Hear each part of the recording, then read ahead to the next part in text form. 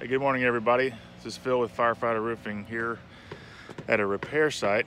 Just wanted to bring some information, some knowledge to your attention.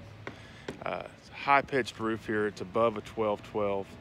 A homeowner called us a couple of weeks ago, had shingles displaced. He's had them replaced before, and they keep, blowing off due to high winds. It's a beautiful home, beautiful structure. Our guy Carlos is up there right now repairing and replacing shingles that have been blown off the roof, and really didn't know what the root cause of it was to begin with, but after further investigation, this is what we have found out. The size of the roof, the pitch of the roof by the shingle manufacturer requires between 4 to 6 nails. Now at Firefighter Roofing, you're not going to get 4 nails, I can guarantee you that. You're not going to get 5 nails. 6 nails would be what we would install these 30-year shingles onto a high-pitched roof with.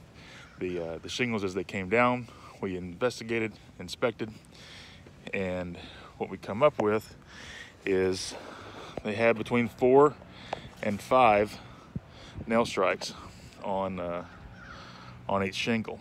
I'm trying to turn my camera around here somehow, but can't do that, so this isn't working out too well for me. But anyway, so I'll do is I'm going to turn it here, maybe be able to catch it out.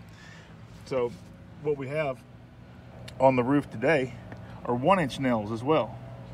So the roof has 1-inch nails. It's above a 12-12 pitch, when you should have at least 1 1/4 to 1.5 inch nails, because these shingles aren't going to adhere to the roof. Now, Carlos is up there. He's removing them. He's finding where the shingles are laying, where they're staying, and determining which ones he has to remove. But just a little tidbit there: you have a high-pitched roof, make sure that your contractor is putting in a maximum of 6 nails, not 4, not 5, for the safety and security of this, and also make sure that they're using the appropriate length of nail. Hope everybody was able to catch that, since I'm technologically challenged in some days. But at any rate, I'll be back later with the finished product. Hope you have a great day. Talk to you soon.